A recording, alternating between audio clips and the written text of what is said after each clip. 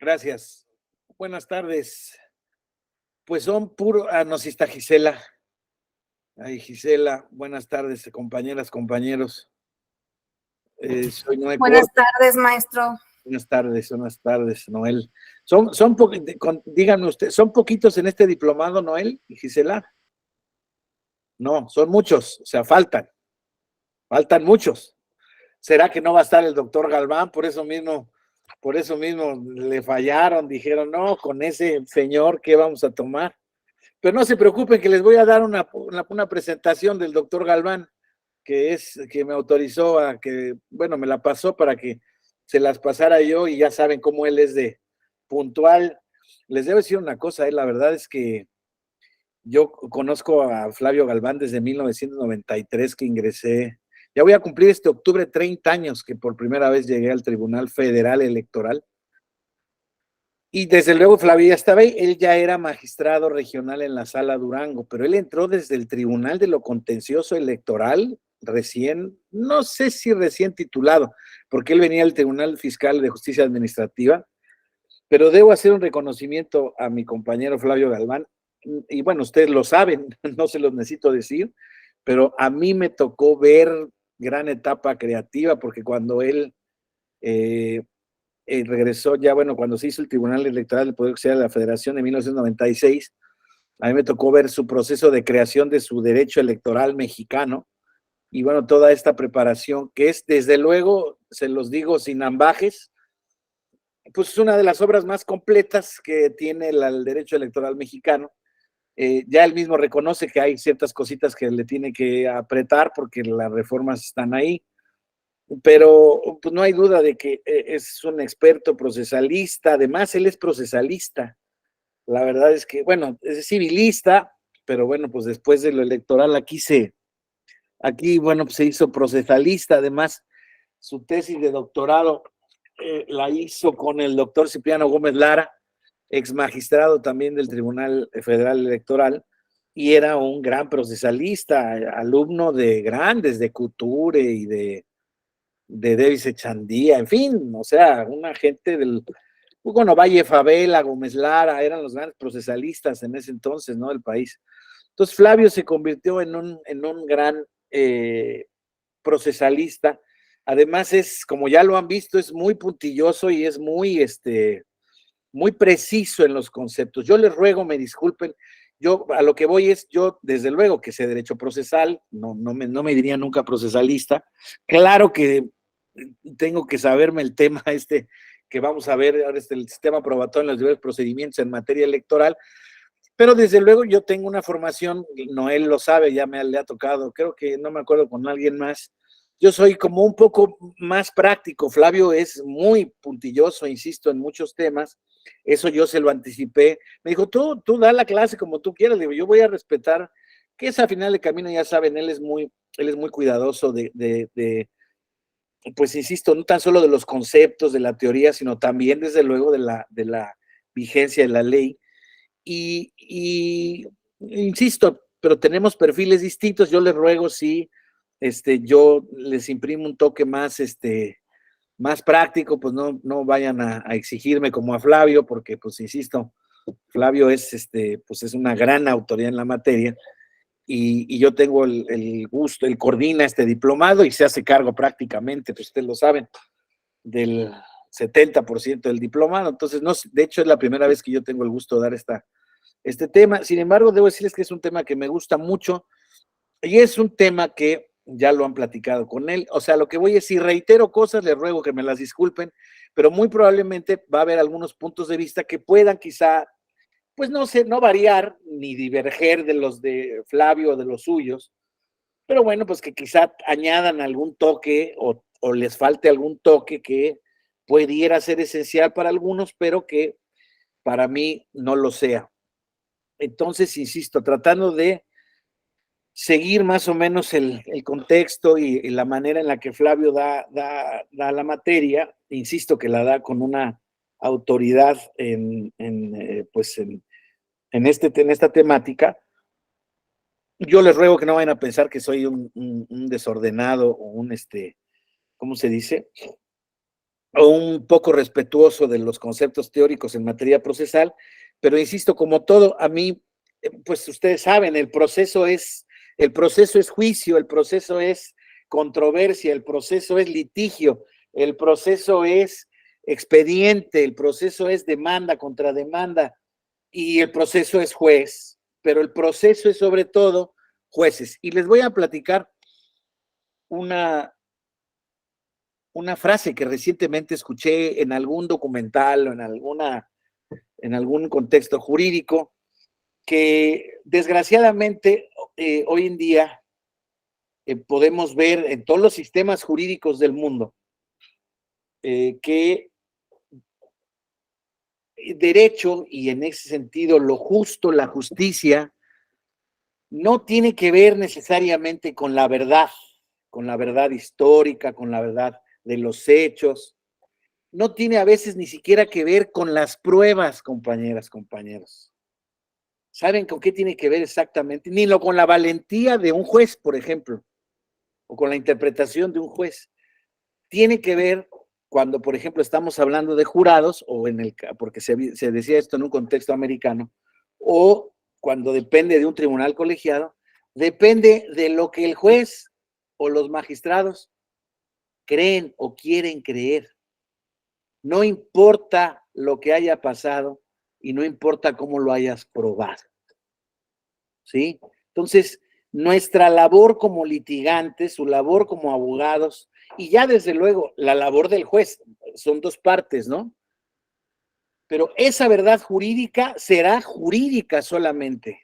Será jurídica porque está dotada o revestida de una fuerza que le da el simple hecho de estar emitida por un órgano del Estado facultado para tener esa función. ¿Estamos? Esas sentencias son incontrovertibles. Ya ven ahora, por ejemplo, la sentencia de la Suprema Corte de Justicia, segunda sala, ¿por qué no el pleno? No lo sé, honestamente se lo reclamo, creo que es un recurso de reclamación, pero bueno, no me quiero meter en esos contextos, pero en la sala, 3 magistrados, 3 ministros dijeron que sesiona el INAI y suspenden transitoriamente una norma jurídica que es la del pleno. Creo que es una buena sentencia, digo, no la he leído, pues acaba de salir ayer. Y desde luego una ministra, la otra faltó, dijo que no estaba de acuerdo en ese sentido. Más allá de lo que nosotros sepamos el contexto político de esa sentencia, hay que leer la sentencia para ver cómo están las cosas. Por ejemplo, recuerden ustedes en estas suspensiones que se dieron en la reforma electoral de 2023, donde el ministro instructor de la controversia constitucional suspendió la materia y dicen las reglas de la controversia constitucional que está prohibido la suspensión en esa materia. Sin embargo, el ministro y la Corte y el comunicado y los que estaban a favor de la suspensión dijeron, esto va siendo consistente con una línea que la Corte ha iniciado y ha dicho que sí es procedente la suspensión cuando hay riesgo de que se violen otros derechos fundamentales. Sí, pero hay una norma expresa que digamos que la impide, ¿verdad? Entonces, claro, al momento de determinar, no se ha determinado esa norma como inconstitucional. Simple y sencillamente se ha hecho una interpretación conforme a la Constitución donde se determina la necesidad de la suspensión también en ese tipo de procedimientos. Y entonces, ¿y por qué se saltan la norma? ¿Por qué pasan esas interpretaciones? Eso, digámoslo así, que ha pasado desde hace mucho tiempo, desde luego no digamos en muchos sistemas jurídicos, pues pasa así porque el juez es el que tiene que resolver las cosas y tiene que resolverlas pues conforme a su concepción de justicia, a lo que él cree que debe resolver. Y en ese sentido, yo parto de la premisa absoluta de la legitimidad plena de la facultad de los jueces para decir la última palabra, decir el derecho en esos casos.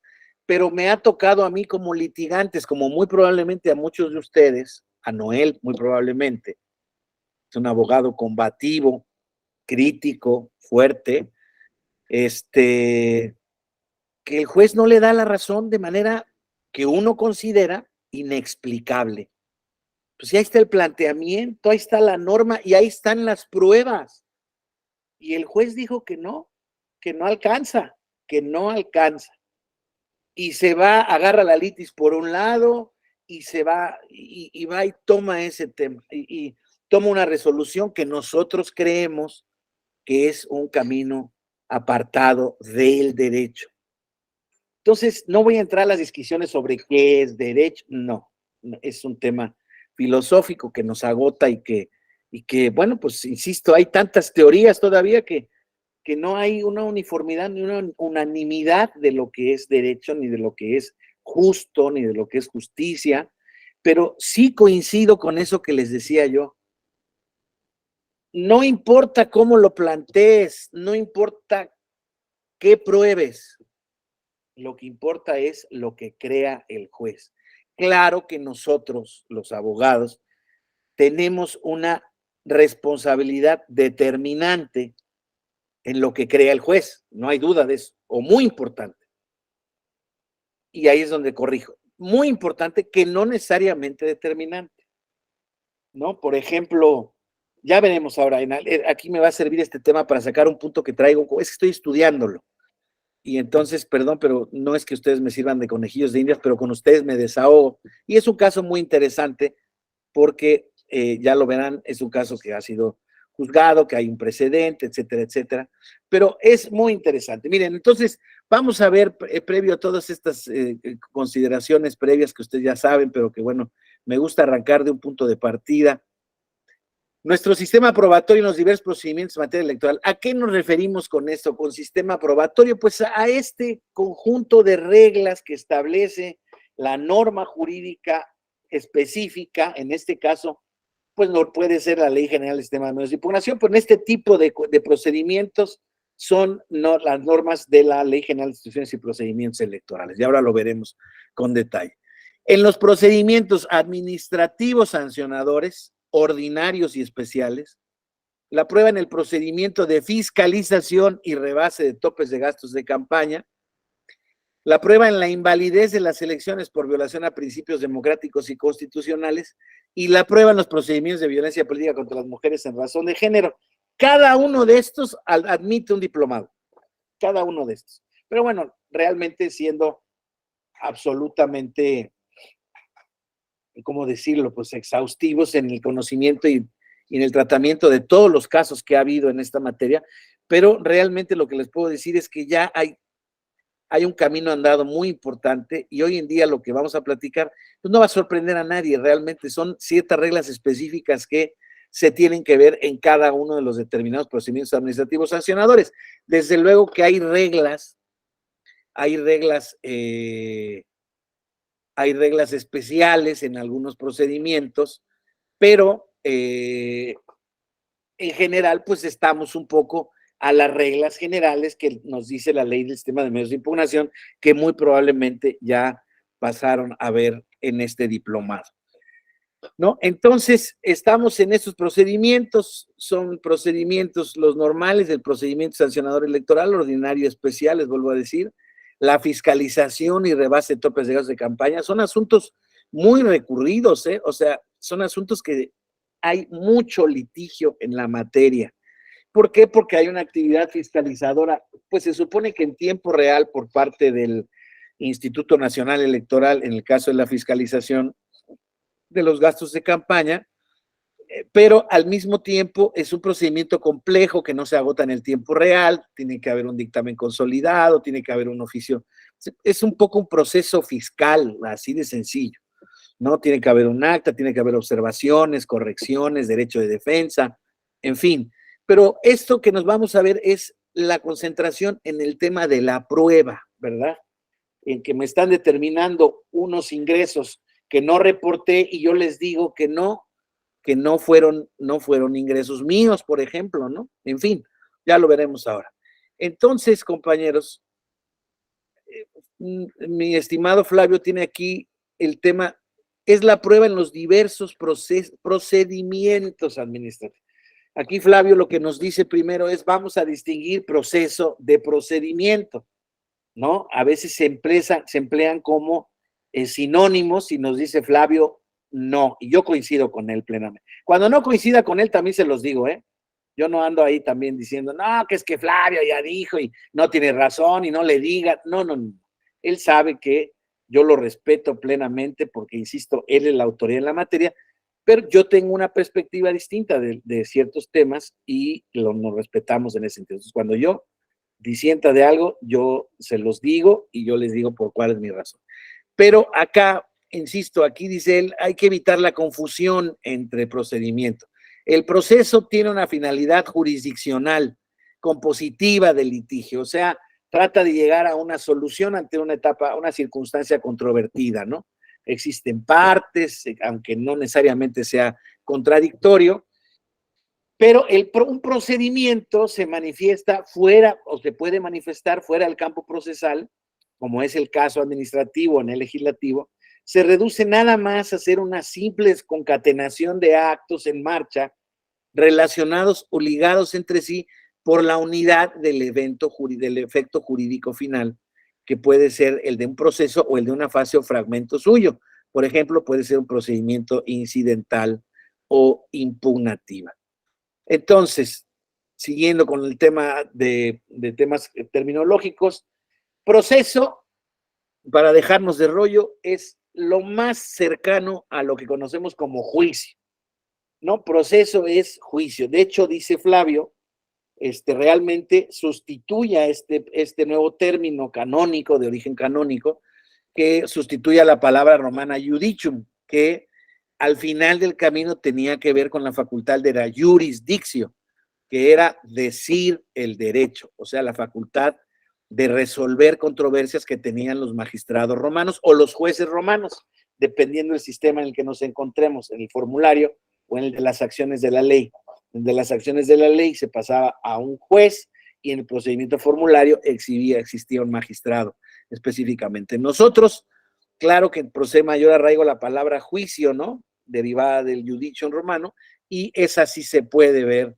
Proceso, juicio, causa, pleito, controversia, les diría yo, jurídica, ¿no?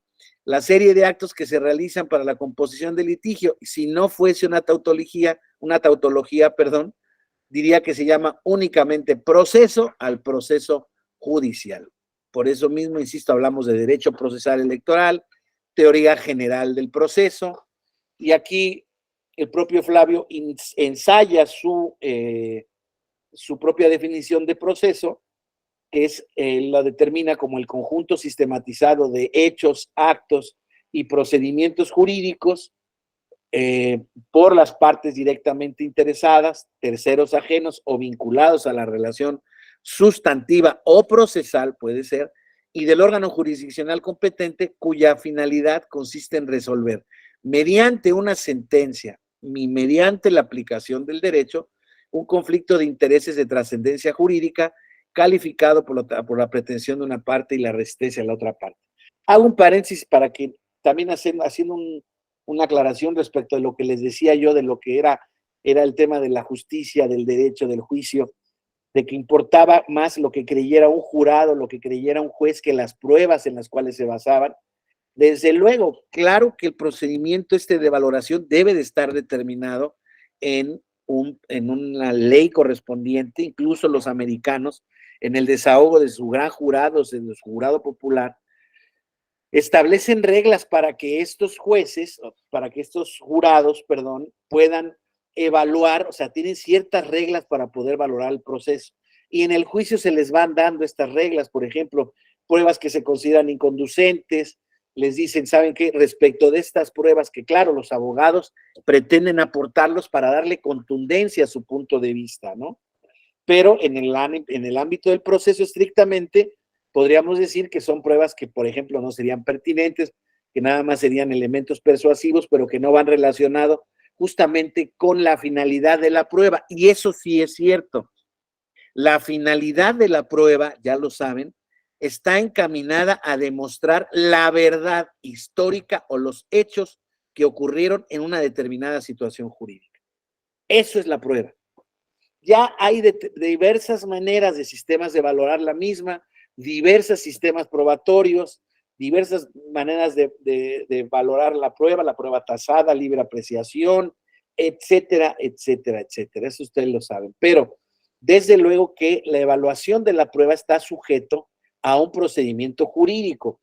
No les quería yo decir tampoco que, bueno, tampoco es porque les latió, porque les cayó mal alguna de las partes, el demandante o el demandado. En fin, hay miles de documentales que tratan justamente sobre cómo se resuelvan los casos y se les recomiendo muchos de ellos, de verdad, digo, forman parte del derecho penal americano, pero el caso de historia de un crimen americano, no me acuerdo cómo se llama, historia del crimen, el caso de O.J. Simpson, del jugador de color de fútbol americano, que mató a su esposa, al final se detuvo, se pudo demostrar, se dan cuenta cómo en ese proceso van incorporadas un montón de cosas, además de pruebas directas para lograr esto que estamos diciendo, para verificar la situación o la realidad fáctica de lo que ocurrió en ese determinado. Aquí estamos en un ámbito totalmente distinto al nuestro, pero es un ámbito jurídico, ¿no? Se tenía que determinar quién era el responsable del asesinato de la esposa de O.J. Simpson y de él, pues resulta que era el amante, o vaya usted a saber, eso no lo recuerdo bien, pero el asunto es que hubo un montón de pruebas circunstanciales y directamente relacionadas con el juicio, pero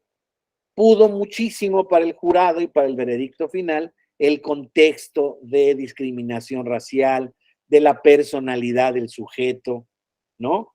Entonces, por ejemplo, hay sujetos populares, ahora también en esto está de moda, y perdón, pero ya Noel me conoce que así soy yo, acabamos de ver ahora que ya le están a las 6 de la tarde, ahorita en un poquitito, le van a tomar su foto en la prisión del condado de Fulton en Georgia al expresidente Trump de Estados Unidos por una serie de cargos, ahí particularmente en el caso de Fulton, por el cargo que tiene o por el procedimiento judicial que tiene abierto para tratar de, fíjense, una materia electoral norteamericana, pero es electoral, en tratar de haber influido en el resultado y la determinación de los resultados en ese estado en la elección presidencial del año 2000. Entonces, fíjense cómo fue 2000 o 2021. 2021 creo que fue, 2021. Entonces, fíjense cómo tiene esta relevancia este tema, porque ¿cuál delito? Le llaman de alguna manera en Estados Unidos, pero es algo así como es como una organización, es como crimen organizado, pero no se llama así, no es crimen organizado, delincuencia organizada allá, en este caso, para alterar los resultados electorales. Se debía regular aquí, pues aquí está reguladísimo en la materia penal, conspiración. Así es, sí. Algo así, Luis Octavio. No estoy con toda la precisión del caso porque les digo que también toma este tema, claro, como ustedes saben, le van a tomar la ficha porque va a estar indiciado y porque en principio tendría que tener una prisión preventiva, allá sí por la naturaleza del cargo, pero dicen que si le llegan a dar culpable con toda la fuerza que trae la fiscalía, le pueden llegar a dar al señor hasta 75 años de prisión, claro, en el peor de los casos. Aquí el asunto es que el señor se va a tomar la ficha y se va a ir a su casa, y no tan solo eso, va a competir para la presidencia de los Estados Unidos de Norteamérica, con mucho riesgo de que pueda ganar, ¿eh? Pero en fin, ese es un caso también muy interesante que nos demuestra cómo están los sistemas democráticos, compañeros. Estamos en un tema eminentemente procesal, pero a mí nunca me gusta dejar de ver que la materia que estamos juzgando es una materia política 100%. Claro, esos procedimientos que estamos viendo y que vamos a analizar ahora y que ya han analizado en otros diplomados o en otros contextos, el procedimiento ordinario sancionador, que se trata de imponer sanciones ante determinadas violaciones a la norma electoral, especial en algunos casos, ordinario para todos los demás que no quepan en el especial, el de fiscalización, que tiene que ver estrictamente con origen, gasto, procedencia de recursos de las campañas, ¿no? Electorales, que existe un procedimiento contable 100%, ¿no? El procedimiento de la nulidad de una elección, que es un proceso más amplio, pero es un proceso totalmente político, ¿no? Una elección, acuérdense ustedes que en México ha habido muy pocas, pero ha habido nulidades de elección de gobernador, 4 elecciones, 2 de Colima, una de Tabasco, no, nada más. Ha habido 3 elecciones nulas de gobernador. Y Pero bueno, como la sanción máxima, claro, tenemos que ver qué es lo que puede llegar a probar en esas circunstancias este tema. Y hay quien dice que, por ejemplo, nuestro proceso electoral presidencial en el año de 2006 pudo haber algunas consideraciones y probanzas que pudieron haber inclinado la balanza para que se anulara esa elección, ¿eh? En 2006. Pero bueno, es harina de otro costal.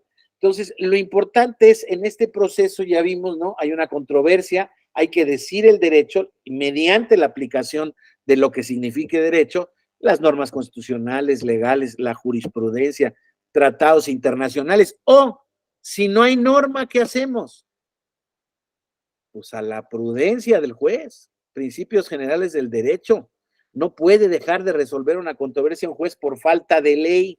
Es algo que, por ejemplo, no se entiende. Pero bueno, un conflicto de intereses de trascendencia jurídica que califica la pretensión de una parte y la resistencia de otra parte, ¿no? Entonces, dice Flavio, proceso del conjunto sistematizado de hechos, actos y procedimientos jurídicos del órgano jurisdiccional, las partes y los terceros, para resolver con una sentencia un litigio mediante la aplicación del derecho. Estamos totalmente de acuerdo. Ya saben, para los que no me conocen, pueden en el chat o pedir la palabra levantando su mano y abrimos el micrófono.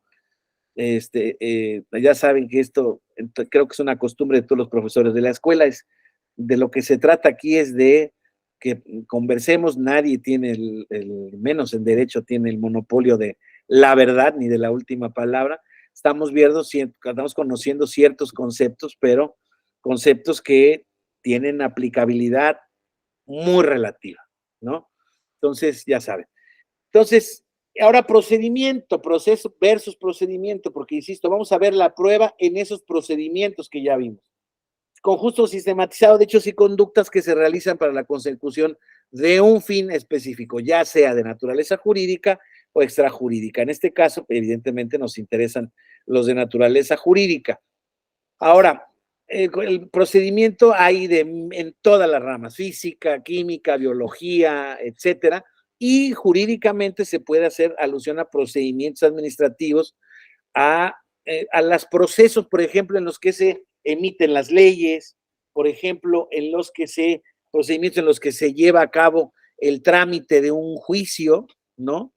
Que son procedimientos reglados, específicos, procedimientos administrativos, como el Poder Ejecutivo y sus dependencias tienen que llevar a cabo determinados procesos, por ejemplo, para licitar alguna obra, algún tema de asignación presupuestal, en fin. Creo que el resultado queda totalmente claro y el ejemplo, ¿no? Al final del camino, o más bien los elementos distintivos, ya lo platicábamos, es que existe una parte contenciosa en el caso del proceso que está destinada a, mediante el sometimiento de ese conocimiento a un juez o en su caso, un profesional del derecho, a que diga la última palabra apegado justamente a criterios jurídicos, ¿no?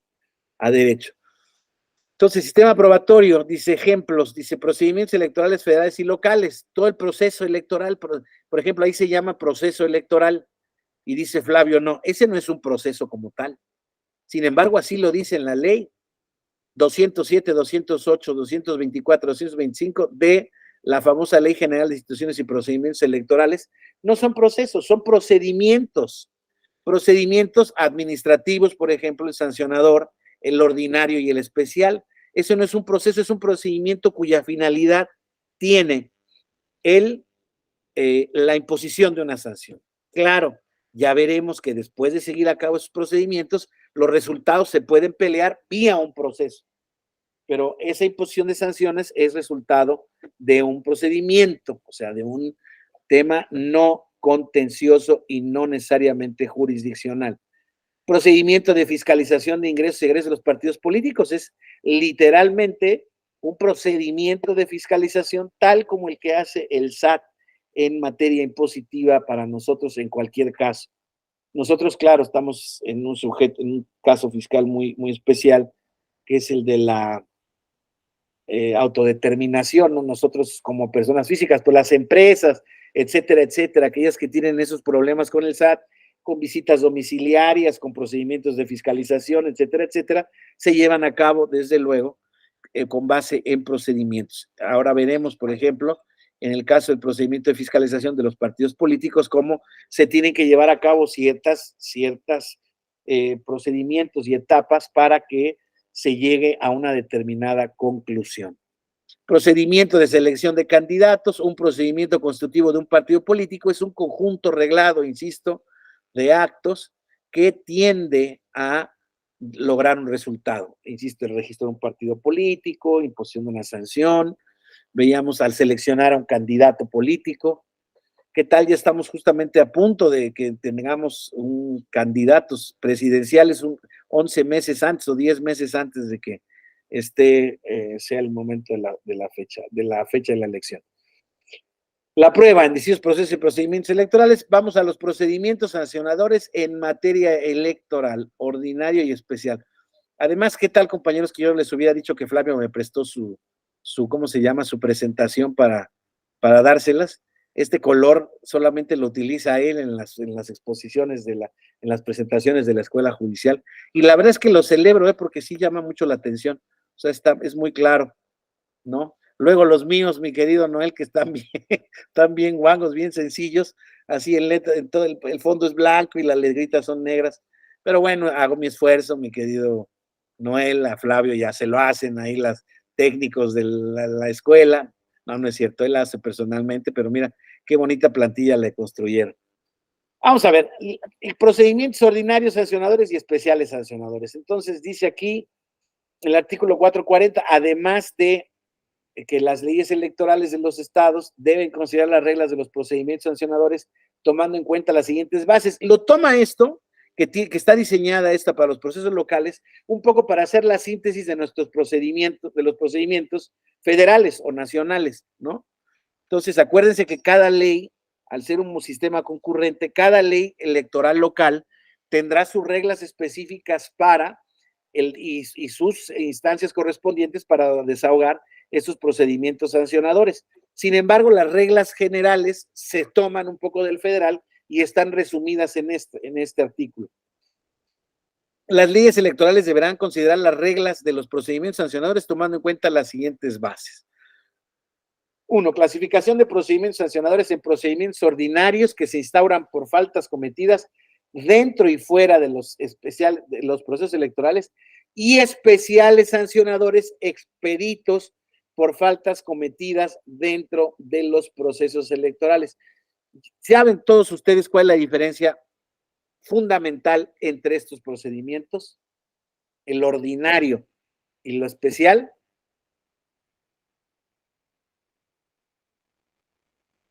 Ahí está la palabra, miren, se las voy a subrayar aquí.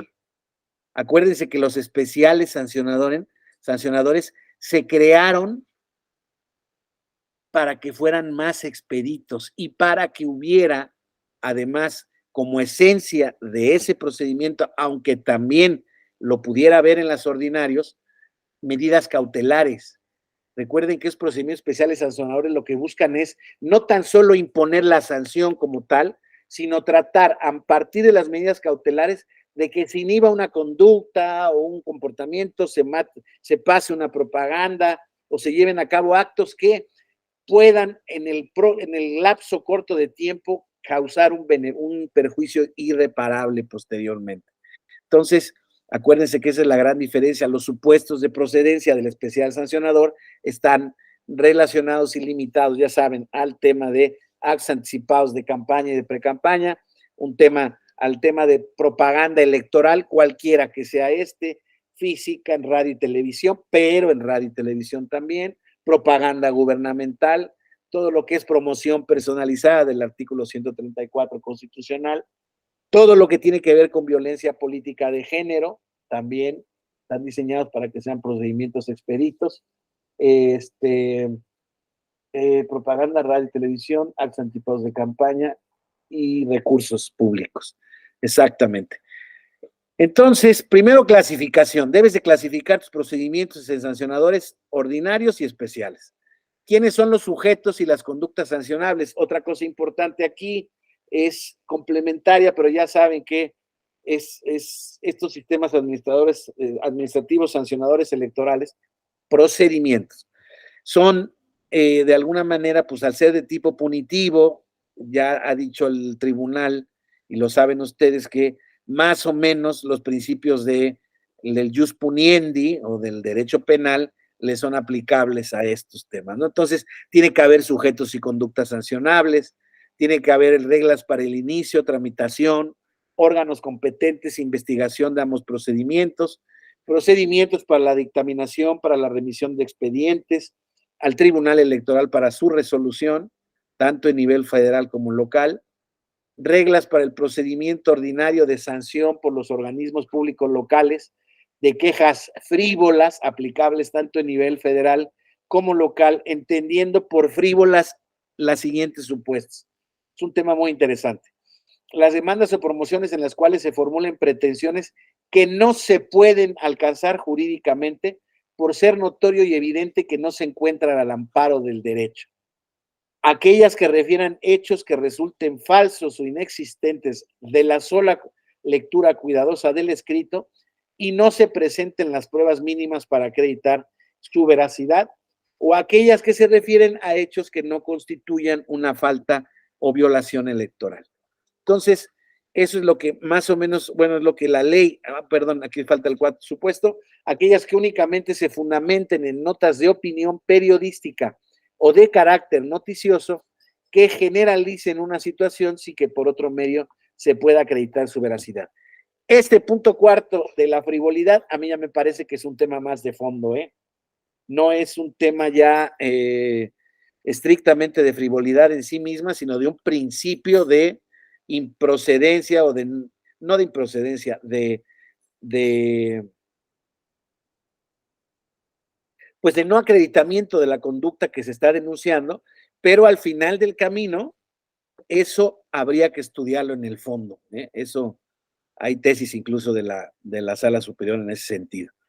Luego, la sanción que se imponga, en su caso, en estos procedimientos, deberá de valorarse de acuerdo al grado de frivolidad de la queja y el daño que se podría generar con la atención de este tipo de quejas a los organismos electorales. Siguiendo con las reglas, deberán regular el procedimiento especial sancionador para los casos de violencia política contra las mujeres perdón, es que oí como un eco de repente, de género. Entonces, Ley General de Instituciones y Procedimientos Electorales, el artículo 442, nos va a hablar de los sujetos de responsabilidad que están.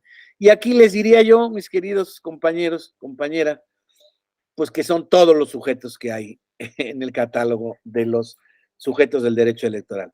Partidos políticos, agrupaciones políticas, cualquier sujeto que aspire o quiera irse por un cargo de elección popular, y aquí caben los aspirantes, precandidatos, candidatos y candidatos independientes. Fíjense que aquí no dice defensores o de los presidentes de los comités de defensa de la Cuarta Transformación, ni coordinadores de la alianza en el país. O sea, no existen cargos específicos. Y ese es un buen punto a reflexionar, ¿eh? La otra vez me decía alguien que estaba defendiendo los procesos estos de selección que están llevando a cabo. Me decía, oye, no los puedes sancionar porque no están en el sujeto de catálogos en ese sentido los cargos que están buscando. Y no se tienen que aplicar de manera estricta las reglas en materia de procedimientos administrativos sancionador electoral, las reglas para sancionarlos.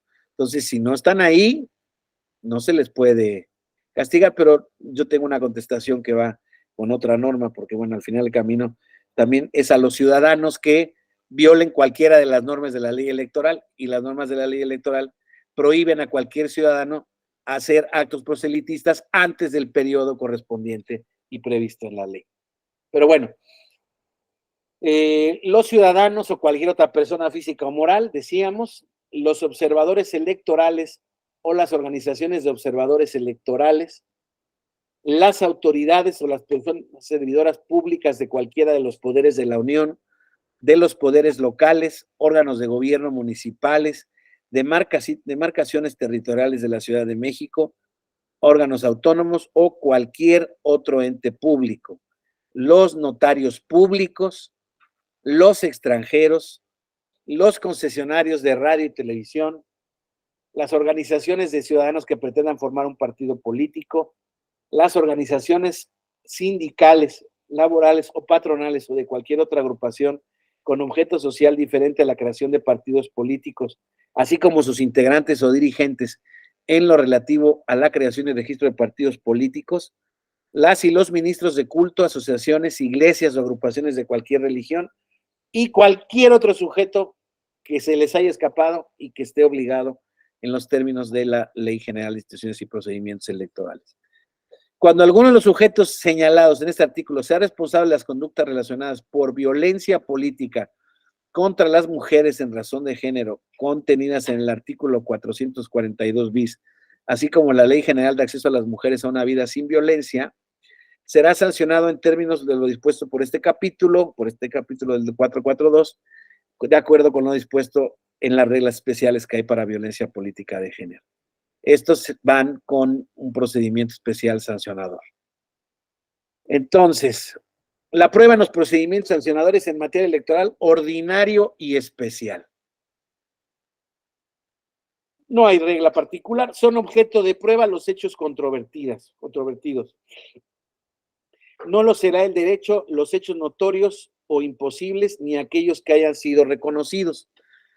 Tanto la Unidad Técnica de lo Contencioso Electoral del INE como el Consejo General podrán invocar los hechos notorios aunque no hayan sido alegados por el denunciado o por el quejoso. En todo caso, una vez que sea personado el denunciado al procedimiento de investigación, en el desahogo de las pruebas se respetará el principio contradictorio de la prueba, siempre y cuando ello no signifique demorar el proceso o el riesgo de que se oculte o destruya el material probatorio. Las pruebas se ofrecen en el primer escrito, y aquí hay un punto muy importante que les quería yo relevar, y Flavio es muy cuidadoso en ello, que dice que para él sí hay un principio general de derecho procesal que dice que el que afirma está obligado a probar. Y en ese sentido, quien denuncia una conducta, quien quiere que se imponga una sanción a alguien, tiene que ofrecer las pruebas de su dicho, si no, el medio de impugnación, el procedimiento se tendrá que decretar como improcedente porque no existe alguna manera de poder probar. Pues un poco lo veíamos, ¿no? En el caso de la frivolidad. Sin embargo, existen algunas posibilidades, alguna disposición de la propia Ley General de Instituciones y Procedimientos Electorales cuando los procedimientos se establecen de oficio, pero claro, ahí dice Flavio, dice con toda razón, bueno, claro, si se inicia de oficio un procedimiento es porque existe ya una prueba pública, un hecho notorio que justifica la creación de ese procedimiento o la instauración de ese procedimiento administrativo correspondiente. En consecuencia, ahí está perfectamente justificado que no se hayan ocultado las pruebas y entonces el procedimiento sancionador ocurre por conducto o por la actividad procesal o procedimental de la autoridad que está iniciando el procedimiento correspondiente. Entonces, pero fuera de ello, las pruebas deberán ofrecerse en el primer escrito que presenten las partes en el procedimiento, expresando con toda claridad cuál es el hecho o hechos que se tratan de acreditar con las mismas, así como las razones por las que se estima que demostrarán las afirmaciones vertidas. Regla especial del artículo 461 respecto de la Ley General del Sistema de Medios de Impugnación, solo serán admitidas las siguientes pruebas: documentales públicas, documentales privadas, técnicas, pericial contable, presunción legal y humana e instrumental de actuaciones. La confesional y la testimonial pueden ser admitidas siempre y cuando se ofrezcan en acta levantado ante fedatario público que las haya recibido directamente de los declarantes y siempre que queden perfectamente identificados y asienten la razón de su dicho. Acuérdense ustedes que el tema de la prueba por testimonio y la prueba por confesión siempre tiene que estar perfeccionada con esta calidad de la fe pública para que tenga un indicio de credibilidad o una potencia probatoria mayor. La autoridad que sustancie el procedimiento podrá ordenar el desahogo de reconocimientos o inspecciones judiciales, así como de pruebas periciales, cuando la violación reclamada lo amerite, los plazos permitan su desahogo y se estimen determinantes para el esclarecimiento de los hechos denunciados. El quejoso denunciado puede aportar pruebas supervinientes hasta antes del cierre de la instrucción. Recuerden ustedes aquí este concepto de prueba superviniente, que no son las pruebas que yo no tenía antes de, sino que existía alguna circunstancia o obstáculo inseparable que me permitieron a mí conocerlas en ese momento o que sobrevinieron posteriormente. Por eso se llaman supervinientes. Pero recuerden que la categoría de superviniente no es una categoría que esté sujeta a la valoración del juez o del oferente, sino de la circunstancia propia misma de la prueba, ¿no? Entonces, cuando hay una admisión de una prueba superviniente, se tiene que dar vista al quejoso denunciado para que en el plazo de 5 días manifieste lo que a su derecho convenga. Ley General de Instituciones y Procedimientos Electorales, artículo 461. En el caso del procedimiento sancionador, ordinario o especial, o tanto la unidad técnica de lo contencioso como el Consejo General pueden admitir aquellas pruebas que, habiendo sido ofrecidas en el escrito por el que se comparezca al procedimiento y que hayan sido solicitadas a las instancias correspondientes, no se hubiesen aportado antes de la aprobación del proyecto de resolución y se aporten hasta 24 horas antes del inicio de la sesión respectiva.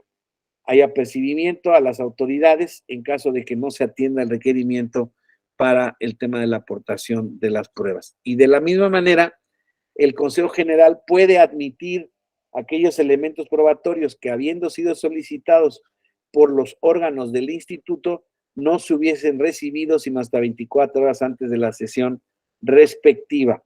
En estos casos, el Consejo General ordena la devolución del expediente a la unidad técnica para que sustancie el procedimiento y para que incorpore esa probanza.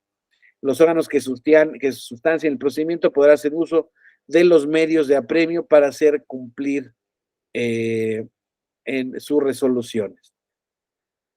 Vamos a ver, en el caso de las pruebas admitidas, en caso de su valoración, también estamos en el tema de el mismo sistema probatorio que tenemos en la Ley de Medios de Impugnación, serán valoradas en su conjunto atendiendo a las reglas de la lógica, la experiencia y de la sana crítica, así como a los principios rectores de la función electoral, con el objeto de que produzcan convicción sobre los hechos denunciados.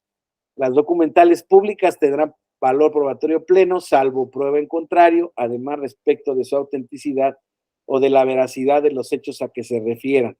Las documentales privadas, técnicas, periciales o instrumental de actuaciones solo harán prueba plena cuando, a juicio del órgano competente para resolver, generen convicción sobre la veracidad de los hechos.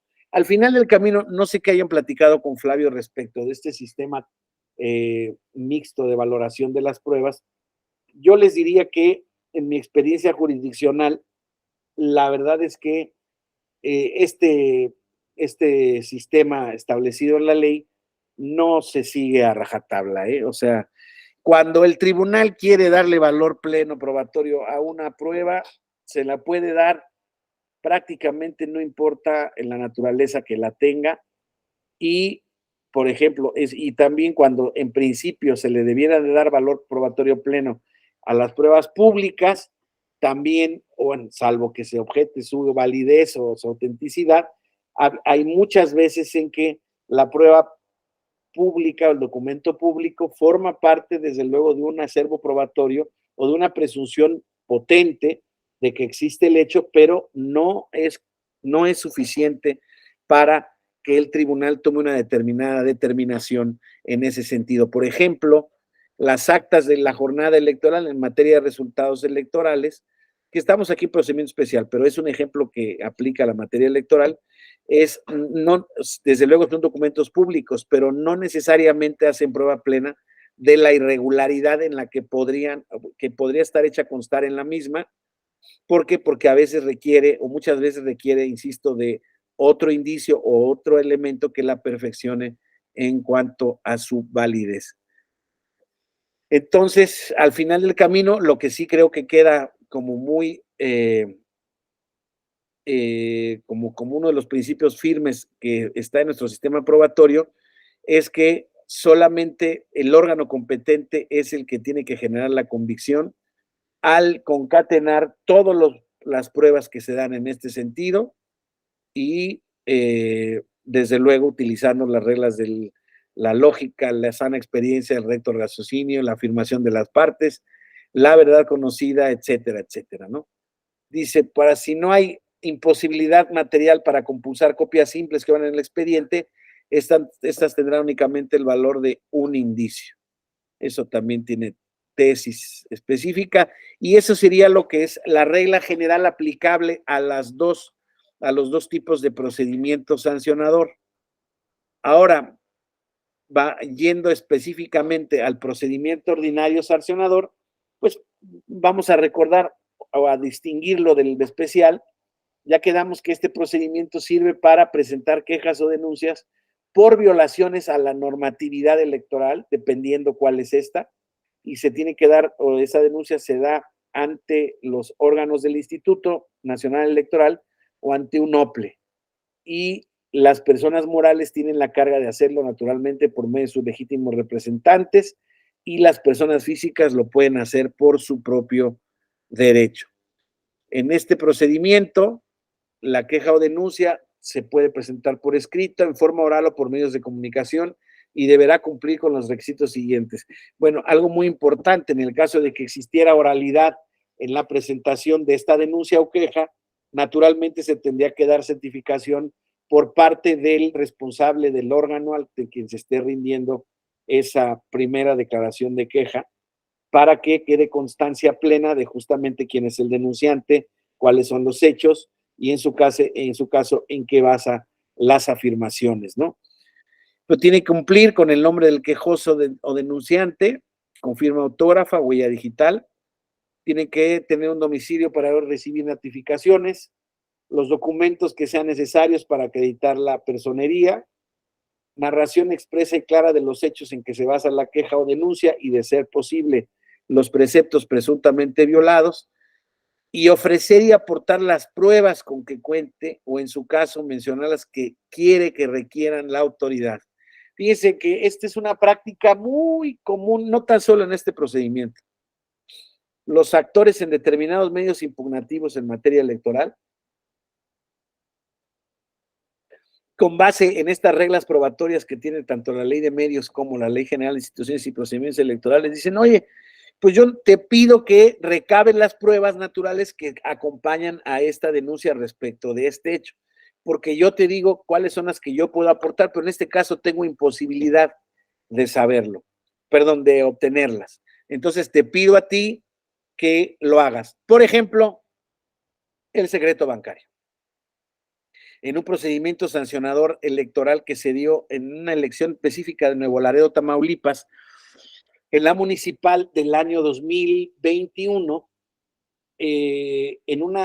justamente en un procedimiento se acusaba la denuncia de una de las candidatas a la alcaldía de Nuevo Laredo, Tamaulipas, de haber expedido cheques de su cuenta de manera ilícita para que fueran repartidos entre diversos operadores del partido, mismos que iban, y de su campaña, mismos que iban a terminar por ser materializados en despensas. Y entonces esta persona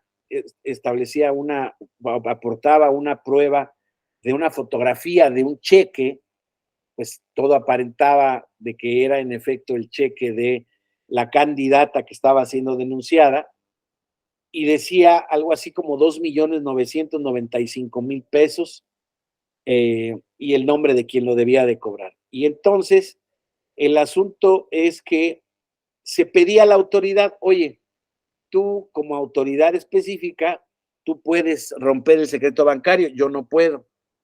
Requiéreles y pídeles que te digan si este cheque que te estoy aportando mediante esta fotografía es un cheque legítimo o es un cheque ilegítimo. Yo te digo que si es legítimo, esto se desparramó en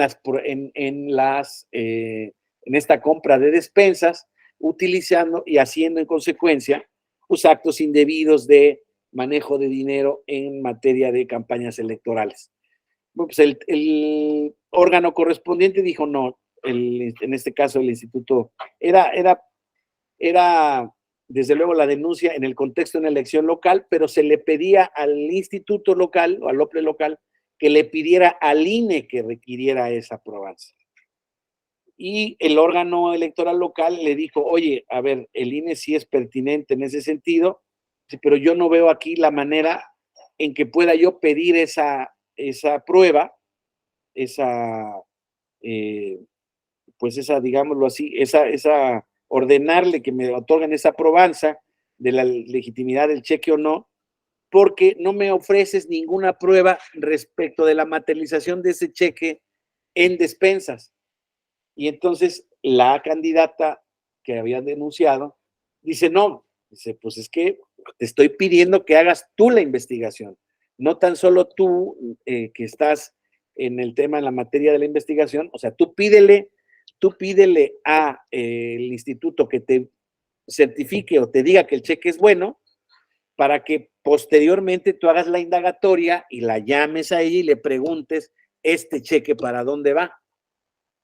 A ese nivel llegan las denuncias a veces. Me parece que le falta algunos elementos, ¿no? Para poder llevar a cabo, en efecto, esta investigación.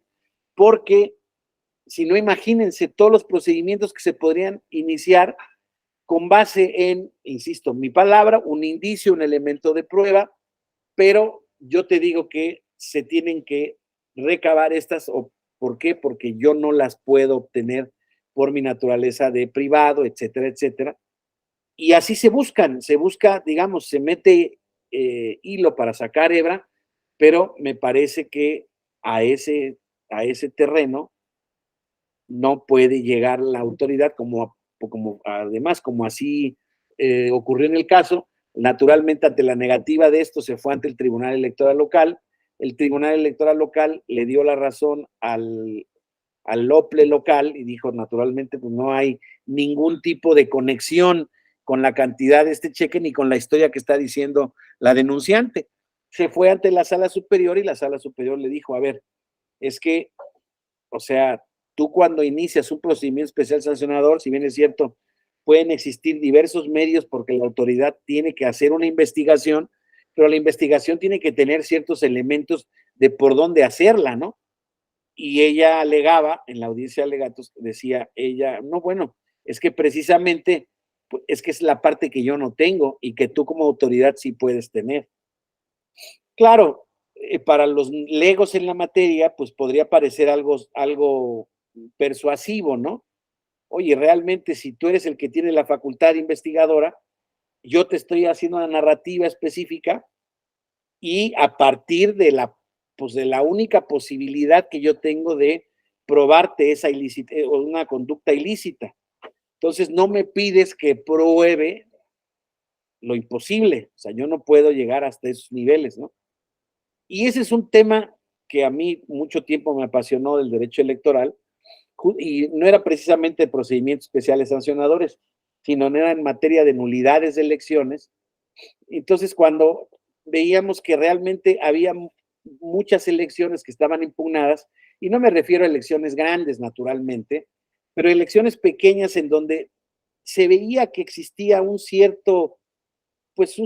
ciertos elementos, pues, de credibilidad, de confianza, para poderle dar credibilidad a lo que se había alegado por parte del sujeto que de alguna manera no estaba probando todo. Pero ahorita seguimos. Sí, Luis Octavio, por favor. Sí, ¿qué tal? Buenas tardes, profesor, y buenas tardes a todos. Ahí, en ese caso que mencionó de Matamoros, el tribunal sí hizo bueno, No entendí si fue una denuncia ante el tribunal, si fue así, Ante el OPLE local, ante el ante el OPLE OPLE local, local. así Ajá. es. Y si se hizo la investigación o le dijeron que no. No, Gracias. le dijeron que no. Le dijeron, ella presentó con su denuncia, le adjunta y le dice, y en efecto era una foto, se los digo porque yo conocí el caso, era una foto, sí, de un cheque, en efecto, parecía legítima la fotografía, parecía lo que era un cheque, venía el nombre de la cuenta, que era el de la candidata denunciada, la cantidad era esta, y luego pues lo quiso vincular con alguna nota periodística, miento, o sea, sí había algún tema y decía, a ver, en estas colonias, en eventos que ha tenido en estas colonias, ese cheque fue para repartir apoyos indebidos, etcétera, etcétera. Pero lo primero que tengo que vencer yo es que veas que ese cheque se cobró para que luego tú le puedas preguntar a ella en qué lo utilizó. Y ahí fue donde dice Lople, oye maestro, sí, porque para el INE no hay secreto bancario. Es cierto, tiene razón, pero le dice maestro, pero yo tendría que tener algo con mayor, pues, caudal probatorio, con mayor potencia probatorio que esta afirmación, que insisto, es una afirmación que surge incluso en el contexto de muchos procesos, no exactamente de esa misma manera, pero se acusa más o menos mediante estos esquemas, en donde se dice, tu autoridad estás obligada a investigar y ayúdame a investigar este tema.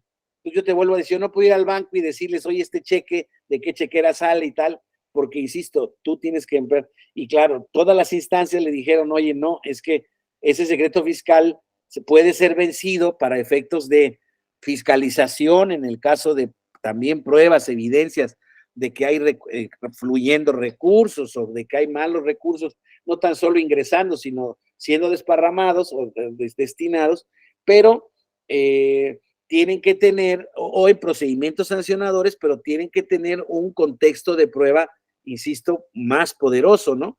Entonces, todos le negaron esa capacidad, esa calidad, porque, pues sí, digámoslo así, le falta este contexto. Y ahí es donde se da lo que les decía yo, que decía el doctor Galván, que la parte que afirma o que denuncia en este caso, tiene la obligación de presentar pruebas en ese contexto suficientes para que, en el caso de estos procedimientos, se lleven a cabo las investigaciones pertinentes que de por sí pueden ser muy largas y muy complejas, pero bueno, pues que tengan un principio, insisto, de indiciario de credibilidad, ¿verdad?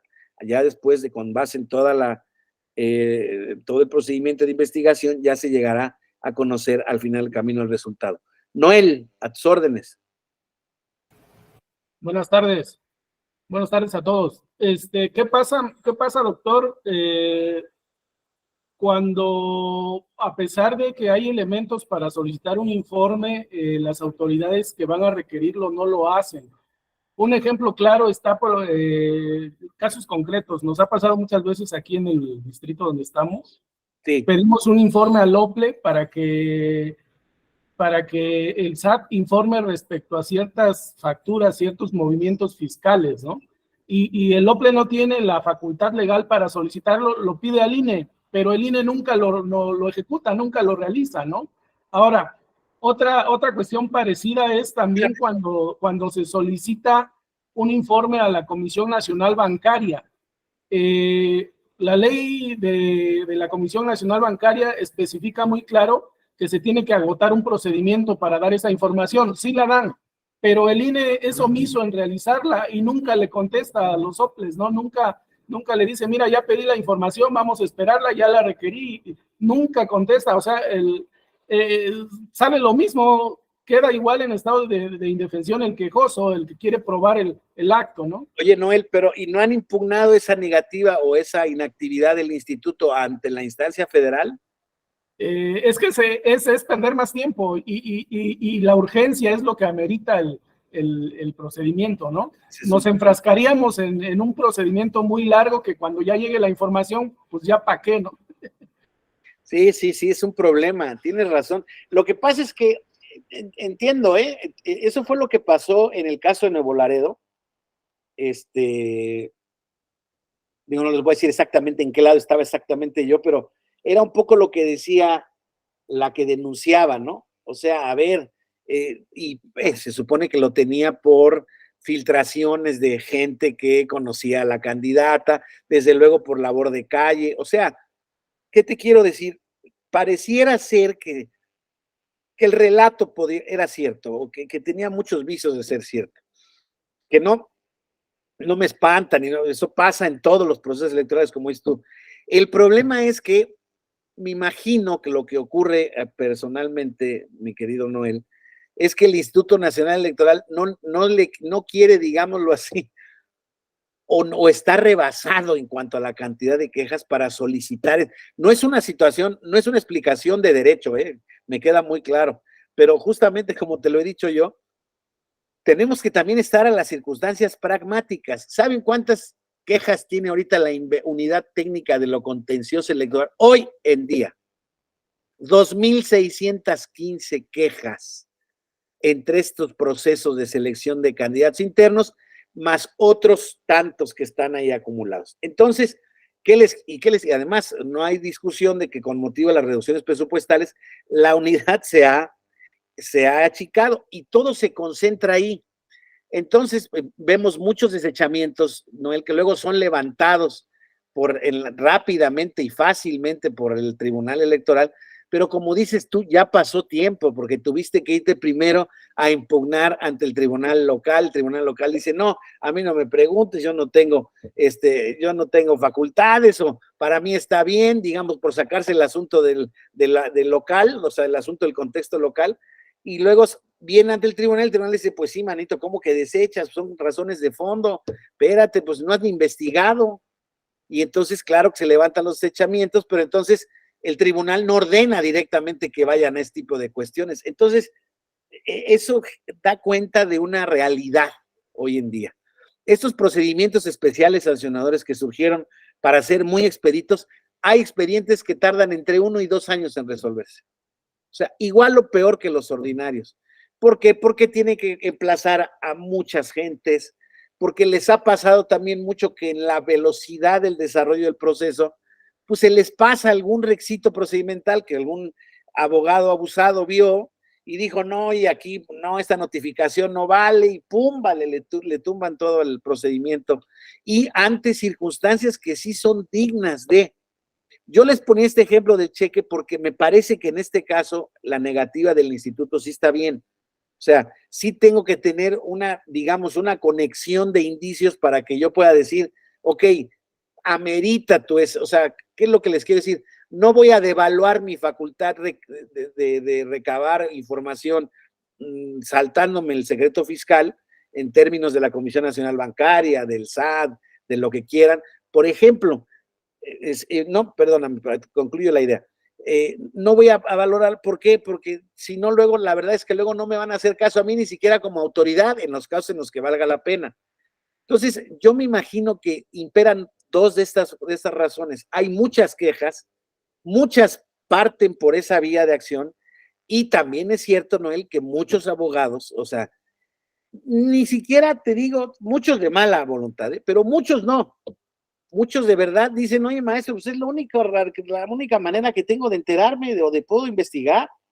No puedo ir para otro lado más que contigo.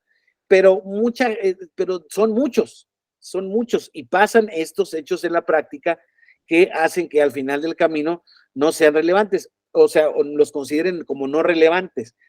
Además, parece mentira, pero sí es cierto, hay que ver el tipo de elección. No debiera ser, pero hay una elección municipal de municipio X o el distrito tal, local de tal estado, pues puede ser, pero lo cual está mal y nos habla de alguna manera de la insuficiencia y la incapacidad de nuestras autoridades. En este caso, aquí no voy a hablar estrictamente electorales, sino administrativa, ¿no? Porque aquí está en funciones de un tema administrativo, porque ya saben, y aquí, perdón, me estoy alargando en el paréntesis, pero creo que es muy importante, lo que se resuelva en este tipo de procedimientos administradores, estas violaciones a la ley, no tienen una consecuencia directa en los procesos electorales. O sea, si yo estoy anulando una elección y estoy tratando de preconstituir pruebas mediante las denuncias de estos hechos, muchas veces no se resuelven. muchas veces se resuelven en contra o muchas veces se pueden resolver a favor, pero esos expedientes no necesariamente me cuentan para que yo, por ejemplo, pueda alegar una nulidad de elección, ¿no? Eso creo que es un error o una deficiencia, una disfunción de nuestro sistema electoral. Sin embargo, así está, así opera y así funciona. Entonces, les vuelvo a decir, están tan rebasadas. Al final del camino, la función administrativa sancionadora electoral de nuestra autoridad administrativa electoral funciona un poco como autoridad de ministerio público o penal. Entonces, al estar rebasada, yo creo que la verdad, muchas veces, insisto, pues no hace todo lo que debiera de hacer, como dices bien tú, Noel, para obtener respuestas de la autoridad. Ahora, eso implica también que también tiene que pedirle informes a una autoridad que está tapada al 100%, todos los otros. Entonces, es una cadenita, perdón que se los diga, pero es una cosa que es práctica y es cierta, ¿no? Donde nosotros queremos que las cosas, por ejemplo, se nos ejecuten rápido, ¿no? Recuerdo muy bien un muy buen amigo mío que ganó un juicio laboral a una organización internacional que operaba en México. ¿Y sabe cuánto, ya en el amparo, cuánto le reconocieron que le debía? 12 millones y medio de pesos entre salarios caídos, indemnizaciones y anejados. Lleva 3 años y no la puede ejecutar, no ha cobrado un solo peso. 3 años en la ejecución de una sentencia de amparo. Entonces, vean cómo el derecho, yo no sé si les pase a ustedes, compañeros, yo soy abogado, de verdad, gracias a Dios, digo, soy mal abogado, pues, pero soy de cepa, me encanta lo que hago, me encanta el derecho, pero sobre todo me encanta el derecho práctico. Me gusta mucho la teoría, desde luego, me gusta mucho los fundamentos del derecho, pero saber a dónde te metes cuando vas, por ejemplo, y uno recuerda a los viejos penalistas, a Juan Velázquez, que la otra vez lo vi en la tele, que ya el pobre está más grande, el abogado de Salinas, me acuerdo de Juan Collado. Yo estudié en México, DF, y todos estos eran los grandes monstruos del derecho penal. Y yo decía, bueno, estas gentes que cobran tanto, entonces van y se meten a los juzgados y van a los juzgados penales y están en las declaraciones. Y sí, se rifan ese tema, ¿eh? Y a mí cuando me llevaron en mi primera excursión en la escuela a un juzgado penal, dije, no, yo a esto no me voy a dedicar en mi vida. ¿Por qué? Porque, pues, de ver el desorden, de ver la manera en que está, pues, todo organizado, dispensado, uno, cuando empieza la carrera, bueno, al menos a mí me pasó, discúlpeme si soy muy ingenuo y me estoy desnudando ante ustedes de mi ingenuidad, pero yo cuando empecé la carrera, yo me imaginaba a los abogados penalistas como los que vemos en las películas, ¿no? Ante un juzgado, más o menos bien puestos, estos de madera, pues como se supone que ahora debiera ser nuestro sistema penal acusatorio, ¿no? La oralidad, etcétera, etcétera. Pero cuando ves la película, por ejemplo, Presunto Culpable, ¿no? Pues dices, hijo de la tostada, mano. La verdad es que está muy difícil meterse a litigar este tipo de cuestiones. Y en general, una controversia constitucional que aún no se puede, sí, no sé. Es de verdad, es tristísimo. Les decía yo que en otro diplomado no se puede cumplimentar y es derecho a la salud, imagínense ustedes. Y eso que la Corte tiene facultades, tiene dientes para hacer cumplir, puede destituir funcionarios, digamos, ya desatender una sentencia en la Corte es mucho más complicado, el Poder Judicial Federal en general, ¿no? Pero el tribunal, la otra vez estábamos haciendo un análisis de las sentencias que hay sentencias, lo que pasa es que eso tampoco se consta mucho en nuestros récords, claro que lo tenemos establecido en nuestro sistema de administración interno de expedientes.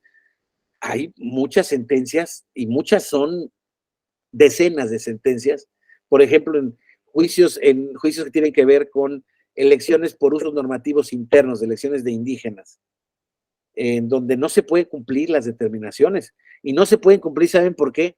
Porque si se cumple se muere medio pueblo, o se ataca medio pueblo entre medio pueblo. Entonces, se ha determinado prudente pues que las cosas sigan en un estado más así, pero son temas que se derivan de la realidad. Y en esto, cuando les digo la realidad de estos procedimientos son procedimientos verdaderamente, híjoles, que han crecido con una magnitud, y ahora, insisto, y estamos empezando proceso, Noel y Luis Octavio, y todos compañeras, compañeros, estamos empezando proceso, y van a ver cómo va a crecer todo esto. De eso se trata el tema electoral. Ya hoy en día el litigio se hace por estrategia, para presionar, para que te notifiquen que te están denunciando por esto. Es estrategia litigiosa. Muchas veces, naturalmente, se parte de una voluntad de buena fe y decir, no, es que este cuate está utilizando recursos de esto y esto y esto, o le está metiendo a lana chueca. No hay duda de eso. Pero en el proceso de prueba de elementos a menos que no sean actos públicos y notorios como lo veíamos hace un momento, la verdad es que se hace muy complejo el establecer las condiciones para que la autoridad sea lo más eficiente posible. Y sí, hay muchos casos como es que dices, Noel, es triste de reconocerlo, pero sí, en muchos sentidos, las autoridades están rebasadas en estos temas y los que más trascienden pues son los que más relevancia, digamos, mediática tienen, ¿no? Por ejemplo, pues no hay duda de que estos de los procesos internos de selección de candidatos presidenciales, pues es lo que tiene ahorita acaparado el asunto, ¿no? Mediático, y ahí es donde está concentrado todo este tipo de cosas. Yo veo todos los días con preocupación cómo en todos los foros de las dos partes se hablan de propuestas de campaña y se les prohibió en los lineamientos que ordenó el tribunal. Pero es que es imposible que no se hable. Si ya autorizaste el procedimiento, pues es un procedimiento para elegir prospecto presidencial. Me explico, pero no es fácil, no es fácil, no es fácil, no es fácil. Por cierto, ahora ya mañana cierra la entrega de documentos porque se vencen 2 magistraturas de la Sala Superior este octubre que viene. O sea, ya estamos a menos de 2 meses y medio de que se venzan 2 magistraturas. Y ya salió la convocatoria para esta renovación y ojalá que, primero que nada, que haya nombramientos, porque tal como están las cosas, a lo mejor puede ser que se determine por alguna instrucción el no hacer nombramientos, con lo cual yo creo que se estaría operando en contra, o sea, darse un balazo en el pie, porque ustedes recuerden que quien califica la elección presidencial del año que viene por vía de la Constitución, no porque se lo antoje, es el Tribunal Electoral, la Sala Superior. La Sala Superior, si se queda con 5, para poder calificar la elección presidencial tiene que tener un quórum de 6. Aunque la Ley Orgánica del Poder Judicial de la Federación da la posibilidad de que si hay un hueco, una vacante, el quórum se puede integrar con el magistrado regional más antiguo. O sea, para calificar la elección presidencial sí habría posibilidades de hacerlo, pero eso naturalmente yo creo que hablaría, pues insisto, de una actitud o una franca predisposición negativa en contra del órgano que va a determinar la legitimidad del que ganó el año que viene, ¿no? Entonces yo no creo que sea muy deseable eso, pero bueno, esperemos que haya nombramiento y que quienes entren pues le puedan dar nuevas ideas, nuevos bríos a estas determinaciones del tribunal. Y bueno, pues mientras no sea en la ley va a estar complicado establecer un sistema para garantizar que las sentencias del tribunal se puedan cumplir. Pero bueno, pues en fin, creo que sangre nueva siempre es bueno para renovar las instituciones. Entonces, sí, es un poco lo que pasa en este tipo de cuestiones, pero sí el tema de la prueba, insisto, es un tema fundamental para efectos del éxito o no de cualquiera de estos procedimientos. Dice aquí, como decíamos, el 465, en el inciso E, que ya hablamos del tema de que acredite que las que habrán de requerirse o obtenerse, como es el caso de las pruebas que tienen que ver con el secreto fiscal. Dice, el denunciante deberá relacionar las pruebas con cada uno de los hechos y en el caso de qué tema de personería, etcétera, etcétera. Dice, salvo la hipótesis contenida en la última párrafo, el párrafo anterior, que es lo de la personería, la omisión de cualquiera de los otros requisitos y que fundamentalmente se trata del nombre del denunciante, de los documentos para acreditar personería o la aportación de pruebas, se prevendrá al denunciante para que lo subsane dentro del plazo improrrogable de 3 días. Fíjense cómo La falta de la prueba en estos procedimientos no determina la improcedencia tampoco del procedimiento. Entonces, claro, en caso de que no se dé cumplimiento a estas prevenciones, se tendrá por no presentada la denuncia.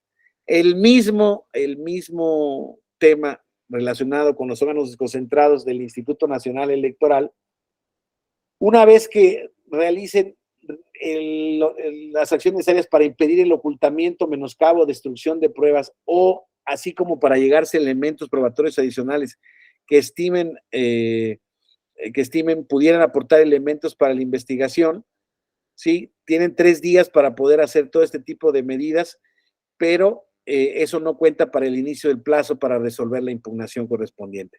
Entonces, una cosa muy importante en este procedimiento es que, a pesar de, insisto, de las pruebas en la investigación, la ley autoriza libremente a la autoridad para que la investigación se allegue de las pruebas que puedan probar los hechos denunciados de manera muy importante. O sea, en otras palabras, podríamos decir que procedimientos ordinarios o especiales sancionadores que están previstos en la ley competencia del Instituto Nacional Electoral están diseñados auténticamente para tratar de lograr llegar a la verdad histórica y de que nadie incumpla la ley electoral, aunque, como ya lo veíamos con base en los ejemplos que habíamos visto, es muy difícil que se genere pues éxito ante tantas quejas, ante tanta litigiosidad que verdaderamente imposibilitan y dificultan la labor sustanciadora y diligenciadora de este tipo de procedimientos. Después, la Unidad Técnica de lo Contencioso tiene un plazo de 5 días para emitir un acuerdo de admisión o propuesta de desechamiento y propondrá, si es el caso, el desechamiento. Esto, desde luego, podrá ser impugnado ante la Sala Superior, pero si admite la queja o la denuncia, se tiene que emplazar ya formalmente al denunciado para que haya una audiencia de conciliación o de alegatos, pero una vez el emplazamiento se le corre traslado ya con la copia de la queja o denuncia, así como las pruebas que en su caso se haya aportado el denunciante o hubiera obtenido la aprehensión de la autoridad. La omisión de contestar sobre dichas imputaciones únicamente tiene como efecto la preclusión de su derecho a ofrecer pruebas sin generar presunción respecto a la veracidad de los hechos denunciados. O sea, el silencio no es una aceptación tácita, no incrimina a quien está siendo denunciado. También están las reglas para la contestación, que son las mismas que para la promoción, y también se deben, en su caso, o se pueden ofrecer aportar pruebas naturalmente para desvirtuar los elementos de la investigación. Entonces, miren, aquí está el tema de la amplitud de la investigación. La investigación para el conocimiento se realizará de forma seria, congruente, idónea, eficaz, expedita, completa y exhaustiva.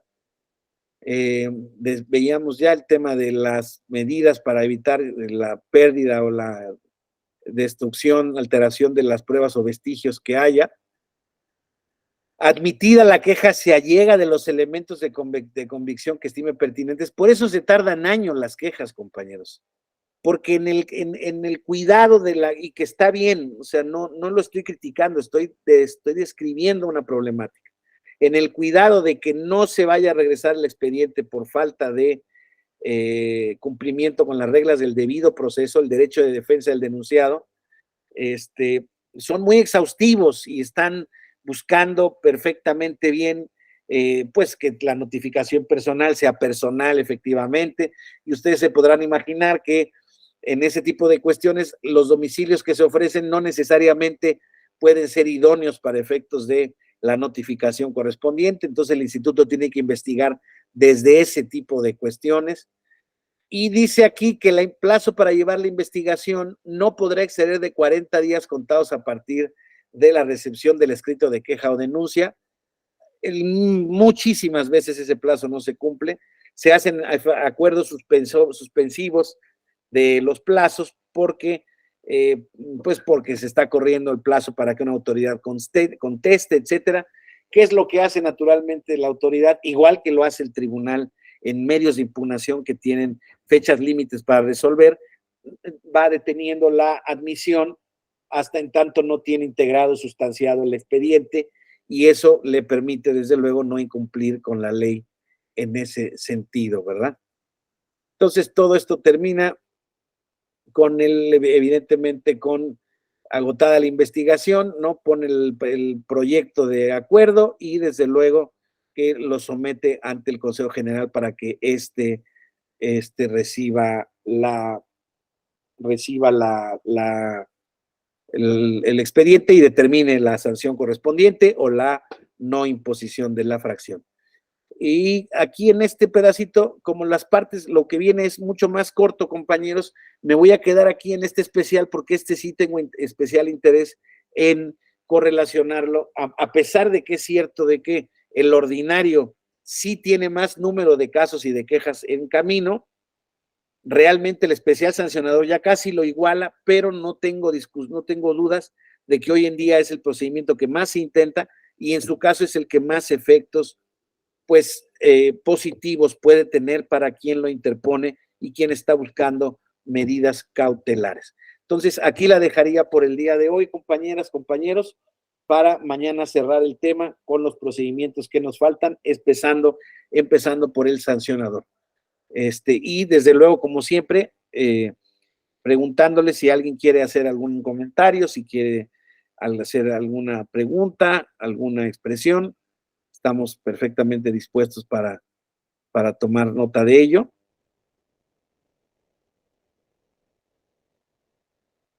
Si no es el caso, entonces, bueno, pues les agradezco mucho su atención en este módulo. Mañana lo concluimos.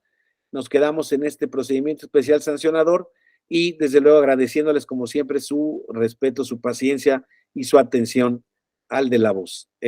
Son ustedes muy amables. Mañana los veo y, desde luego, si tienen alguna cuestión, alguna pregunta que les surja en el transcurso de la clase, mañana arrancaríamos con ella. ¿Sale? Que tengan buena tarde a todos y gracias, Jessica.